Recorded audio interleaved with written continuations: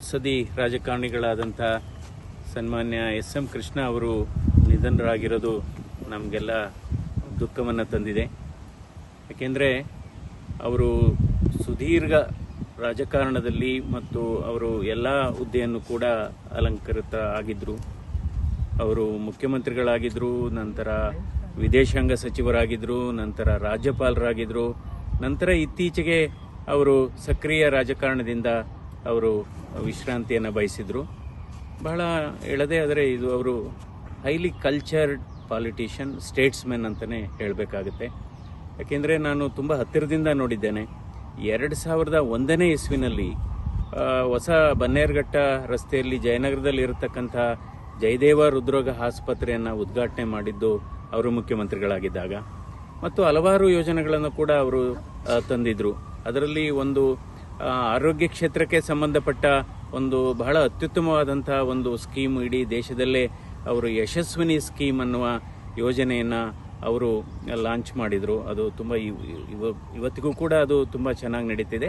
ಅಂದರೆ ಗ್ರಾಮೀಣ ಭಾಗದ ಜನರಿಗೆ ನಾವು ಉತ್ತಮವಾದಂಥ ಗುಣಮಟ್ಟದ ಆರೋಗ್ಯ ಸೇವೆಯನ್ನು ಕೊಡಬೇಕು ಅನ್ನುವ ದಿಕ್ಕಿನಲ್ಲಿ ಅವರು ಯಶಸ್ವಿನಿ ಸ್ಕೀಮನ್ನು ಕೂಡ ಜಾರಿ ಮಾಡಿದರು. ಅಂದರೆ 2011-12ನೇ ಇಸ್ವಿನಲ್ಲಿ ಒಂದು ಸರಿ ಜಯದೇವ ಹೃದ್ರೋಗ ಆಸ್ಪತ್ರೆಗೆ ಭೇಟಿ ಮಾಡಿದಂಥ ಸಂದರ್ಭದಲ್ಲಿ ಅಲ್ಲಿಯ ಕಾರ್ಯನಿರ್ವಹಣೆ ಮತ್ತು ಶುಚಿತ್ವ ಮತ್ತು ಗುಣಮಟ್ಟದ ಚಿಕಿತ್ಸೆಯನ್ನು ಕಂಡು ಒಂದು ಮೆಚ್ಚುಗೆ ಪತ್ರವನ್ನು ನನಗೆ ವೈಯಕ್ತಿಕವಾಗಿ ಬರೆದಿದ್ರು. ಅದನ್ನು ಯಾವಾಗಲೂ ನಾನು ನೆನಪಲ್ಲಿ ಇಟ್ಕೊತೇನೆ. ಈ ರೀತಿ ನಮ್ಮ ದೇಶದಲ್ಲಿ ಒಂದು ಆಸ್ಪತ್ರೆಯನ್ನು ಕಾಣೋದು ಬಹಳ ಅಪರೂಪ. ಡಾಕ್ಟರ್ ಮಂಜುನಾಥ್ ಅನ್ನುವ ಮೆಚ್ಚುಗೆಯನ್ನು ವ್ಯಕ್ತಪಡಿಸಿದರು. ಅಂದರೆ ಇತ್ತೀಚಿನ ರಾಜಕಾರಣಿಗಳಿಗೆ ಅವರು ಒಂದು ಆದರ್ಶ ಅಂತಲೇ ಹೇಳಬೇಕು. ಯಾವಾಗಲೂ ಕೂಡ ನಾಲಿಗೆಯನ್ನು ಹರಿಬಿಡ್ತಾ ಇರಲಿಲ್ಲ ಅವರು. ಸೊ ಬಹಳ ಮುಖ್ಯವಾದದ್ದು ಅದು ಒಂದು. ಮತ್ತು ಒಂದು ಆದರ್ಶ ರಾಜಕಾರಣಿ. ಬೆಂಗಳೂರಿಗೆ ಅದರಲ್ಲೂ ಈ IT-BT ಸೆಕ್ಟರ್ಗೆ ಹೊಸ ರೂಪುರೇಷೆಯನ್ನು ಕೊಟ್ಟಂತಹ ಒಂದು ಮಹಾನ್ ವ್ಯಕ್ತಿ ಅಂತ ಹೇಳಬೇಕಾಗುತ್ತೆ. ಅಂದರೆ ಮೌನದಿಂದಲೂ ಕೂಡ ಹೆಚ್ಚು ಕೆಲಸವನ್ನು ಮಾಡ್ಬೋದು ಅನ್ನೋದನ್ನು ತೋರಿಸ್ಕೊಟ್ರು. ಅಂದರೆ ಮಾತಾಡಿನೇ ಕೆಲಸ ಮಾಡಲಿಕ್ಕೆ ಯಾವತ್ತು ಅಂದರೆ ಅವತ್ತು ಯಾರೂ ಯಾವ ಸಂದರ್ಭದಲ್ಲೂ ಕೂಡ ನಾನು ಅದು ಮಾಡಿದ್ದೀನಿ ಇದು ಮಾಡಿದ್ದೀನಿ ಅಂತ ಅವರು ಜಾಸ್ತಿ ಪ್ರಚಾರ ಮಾಡ್ಕೊತಾ ಇರಲಿಲ್ಲ.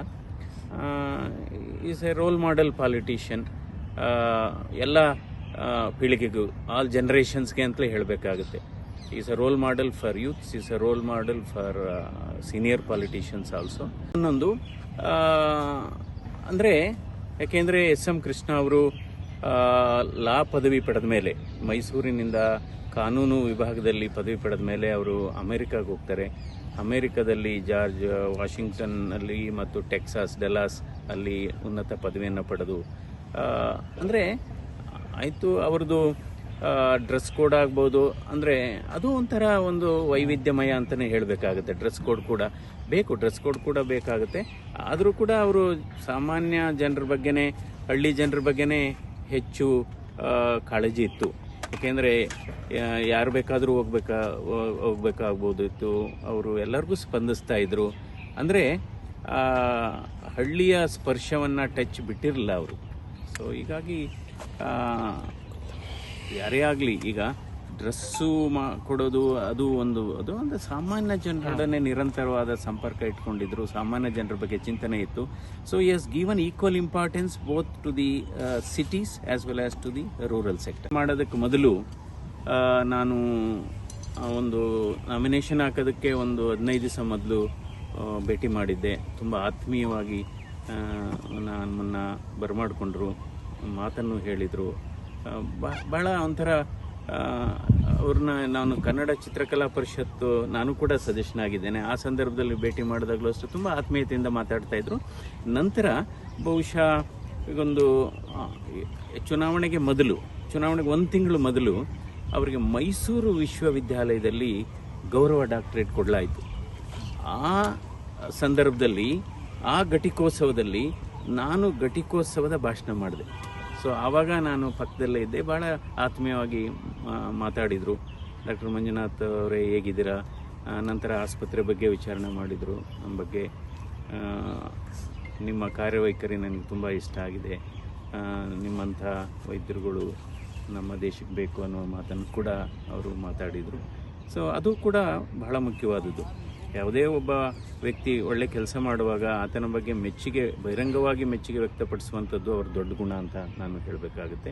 ನಿಜವಾಗ್ಲೂ ಅವರು ಆದರ್ಶ ರಾಜಕಾರಣಿ, ಅದ್ರ ಬಗ್ಗೆ ಏನೇ ಮಾತಿಲ್ಲ. ಯಾಕೆಂದರೆ ಅವರು ಮುಖ್ಯಮಂತ್ರಿಯಾಗಿ ಒಳ್ಳೆ ಕೆಲಸ ಮಾಡಿದರು ಮತ್ತು ಕೈಗಾರಿಕಾ ಸಚಿವರಾಗಿದ್ದರು, ಹಲವಾರು ಕೊಡುಗೆಯನ್ನು ಕೊಟ್ಟಿದ್ದಾರೆ. So really both state and India miss him.